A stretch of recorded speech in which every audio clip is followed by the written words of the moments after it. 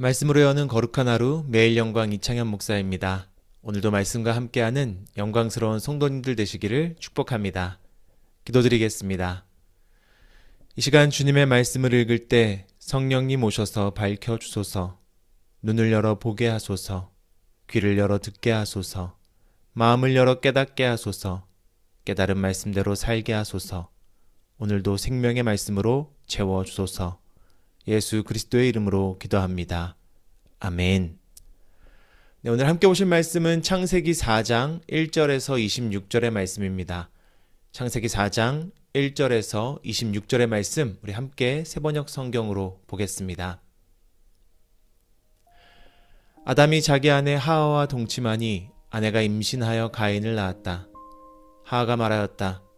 주님의 도우심으로 내가 남자아이를 얻었다. 하와는 또 가인의 아우 아벨을 낳았다. 아벨은 양을 치는 목자가 되고 가인은 밭을 가는 농부가 되었다. 세월이 지난 뒤에 가인은 땅에서 거둔 곡식을 주님께 제물로 바치고 아벨은 양떼 가운데서 맛배의 기름기를 바쳤다. 주님께서 아벨과 그가 바친 제물은 반기셨으나 가인과 그가 바친 제물은 반기지 않으셨다. 그래서 가인은 몹시 화가 나서 얼굴빛이 달라졌다. 주님께서 가인에게 말씀하셨다. 어찌하여 내가 화를 내느냐? 얼굴빛이 달라지는 까닭이 무엇이냐? 내가 올바른 일을 하였다면 어찌하여 얼굴빛이 달라지느냐? 내가 올바르지 못한 일을 하였으니 죄가 너의 문에 도사리고 앉아서 너를 지배하려고 한다. 너는 그 죄를 잘 다스려야 한다. 가인이 아우 아벨에게 말하였다. 우리 들로 나가자. 그들이 들에 있을 때에 가인이 그의 아우 아벨을 쳐 죽였다. 주님께서 가인에게 물으셨다. 너의 아우 아벨이 어디에 있느냐? 그가 대답하였다. 모릅니다. 제가 아우를 지키는 사람입니까? 주님께서 말씀하셨다. 내가 무슨 일을 저질렀느냐? 너의 아우의 피가 땅에서 나에게 울부짖는다. 이제 내가 땅에서 저주를 받을 것이다. 땅이 그 입을 벌려서 너의 아우의 피를 너의 손에서 받아 마셨다. 내가 밭을 갈아도 땅이 이제는 너에게 효력을 더 나타내지 않을 것이다. 너는 이 땅에서 위에서 쉬지도 못하고 떠돌아다니게 될 것이다. 가인이 주님께 말씀드렸다. 이 형벌은 제가 짊어지기에 너무 무겁습니다. 오늘 이 땅에서 저를 쫓아내시니 하나님을 뵙지도 못하고 이 땅 위에서 쉬지도 못하고 떠돌아다니게 될 것입니다. 그렇게 되면 저를 만나는 사람마다 저를 죽이려고 할 것입니다. 주님께서 그에게 말씀하셨다. 그렇지 않다. 가인을 죽이는 자는 7갑절로 벌을 받을 것이다.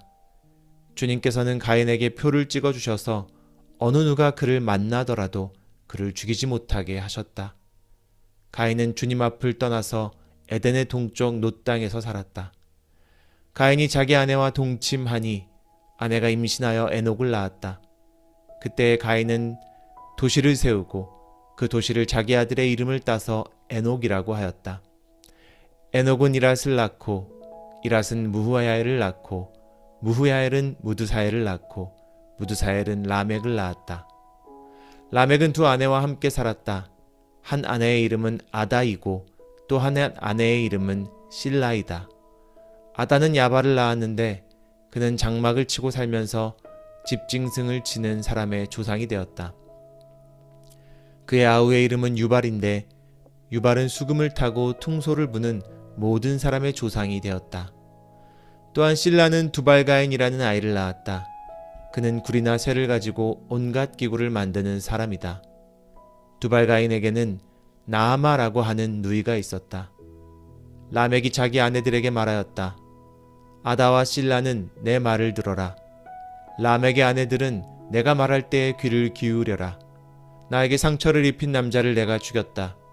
나를 상하게 한 젊은 남자를 내가 죽였다.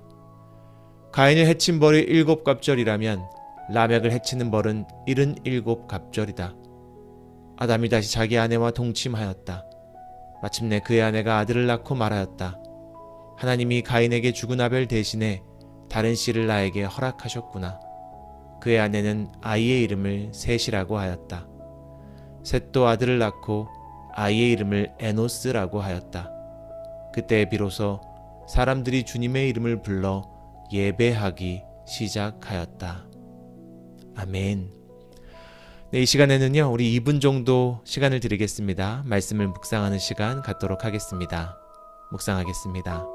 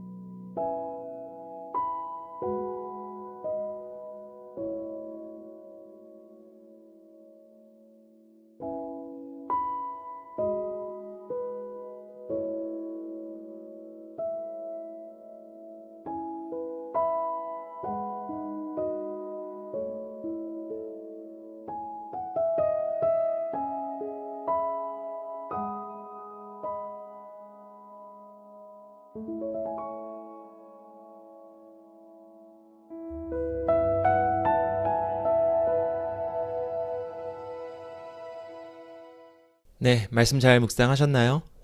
아담과 하와는 죄로 인해서 에덴 동산에서 쫓겨났습니다. 그렇게 하나님과 사람 사이의 관계가 깨어졌고요. 이제부터 노동은 수고가 되었고 출산은 고통이 되었습니다. 사람의 인상이라는 것이 땀을 흘리고 수고하고 고통뿐인 세상이 되었단 말입니다. 그러나 성경은 그렇게 이야기가 끝나지 않습니다. 하나님께서는 이 두 사람에게 생명을 허락하시죠. 하나님은 생명을 거두지 않으시고 은혜를 베푸십니다. 그 은혜 아래에서 하와는 이렇게 고백합니다. 주님의 도우심으로 내가 남자아이를 얻었다. 이렇게 성경은요, 인간이 죄의 결과로 인해서 깨어진 세상을 살아갈 수밖에 없게 되었지만 그것이 끝이 아니라고 이야기합니다. 그 깨진 세상 속에서도 우리는 하나님의 은혜를 체험하고 그분께 감사와 찬양을 드리는 구원받은 삶의 길이 있다는 것을 알고 있습니다. 예배자는 바로 그 구원의 삶을 살아가는 사람들입니다. 이것이 바로 오늘의 메시지일 겁니다. 죄로 인해 추방되었다고 끝난 것이 아니니 주님을 믿는 믿음으로 그 은혜 아래 살아가며 구원받은 자로 살아가라는 메시지입니다. 오늘 우리가 본 가인과 아벨의 이야기도 그렇습니다. 이 둘은요, 똑같이 예배를 드렸습니다. 그런데 하나님께서 가인의 예배를 받지 않으십니다. 아벨의 예배만을 받으셨습니다. 여기서 우리는 질문이 생깁니다. 도대체 왜 하나님은 가인의 예배를 받지 않으셨을까요?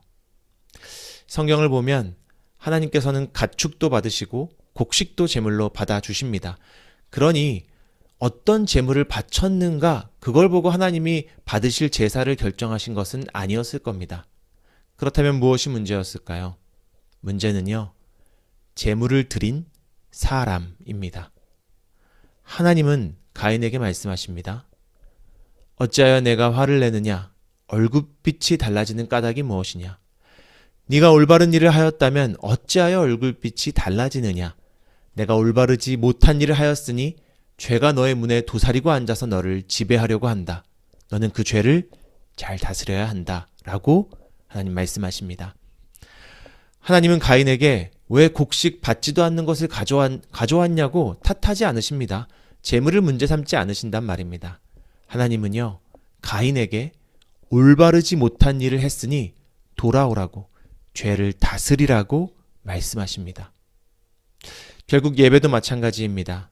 하나님은 예배는 몇 시에 어디에서 어떻게 드렸는지, 헌금은 얼마를 드렸는지 그런 걸 보지 않으십니다. 보다 더 중요한 것은 예배를 드리는 우리 예배자입니다. 우리가 올바른 길 위에 서 있는가?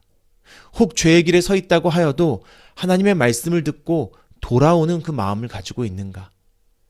그렇게 하나님께서는 완벽한 제물을 요구하는 것이 아니라 거룩한 예배자로 돌아오라고 말씀하십니다. 오늘 가인에게 전한 메시지도 그와 같은 메시지일 겁니다. 하지만 안타깝게도 가인은 참회하고 하나님께 돌아오지 않았습니다. 도리어 분노하고 질투에 휩싸여서 동생을 찾아가 죽여버립니다. 이때 또 하나님은 물으십니다. 너의 아우 아벨이 어디에 있느냐라고 물으십니다. 저는 오늘 이 말씀이 가인에게 마지막으로 회개할 기회를 주신 것처럼 들립니다. 그런데 가인은 대답합니다. 모릅니다. 그렇게 가인은 하나님의 마지막 기회를 외면해버립니다. 하나님은 아담과 하와를 에덴에서 추방하셨듯이 그 가인을 이제 이 가정 공동체에서 추방하셔야만 했습니다. 그리고 하나님은 이번에도 생명까지 거두지는 않으시고요. 가인에게 표를 주셔서 그 생명을 지킬 수 있게 하십니다. 이 생명을 주신 은혜를 살아가는 것, 그 속에서 감사와 찬양을 드리는 예배자로 사는 것이 은혜를 살아가는 길입니다. 그런데 안타깝게도 24절입니다. 라멕이란 자가 나오는데요. 그가 이렇게 이야기합니다. 가인을 해친 벌이 7갑절이라면 라멕을 해치는 벌은 77갑절이다. 이렇게 인간은 생명을 지켜주신 하나님의 은혜마저도 자기 변호를 위한 수단으로 이용하고 악용하게 되어버립니다. 분명히 하나님은 생명을 거두지 않으시고 그를 보호하려고 주셨던 것인데 인간은 그 하나님의 은혜마저도 자기 변호를 위한 수단으로 사용하고 악용한단 말입니다. 다시 말하면 인간은 더 이상 자기 힘만으로 주신 은혜를 누리며 살아갈 수 없는 전적 타락의 상태가 되었다는 성경의 메시지일 겁니다. 사랑하는 성도님들, 그러나 이 전적 타락하였다라고 하는 성경의 메시지도 그렇게 성경의 이야기가 끝나버리지 않습니다. 전적으로 타락했지만 스스로 은혜를 살아갈 자격도 능력도 없지만 하나님께서 이 땅에 내려오셔서 그 구원을 살아가게 하셨다는 것이 예수 그리스도의 십자가의 이야기입니다. 7번, 70번이라도 용서하라는 예수님의 말씀은 일반적인 명령이 아니라 또 우리가 우리에게 악용하라고 주신 것이 아니라 그것으로 하나님의 자비와 사랑을 살아가라고 주신 은혜입니다.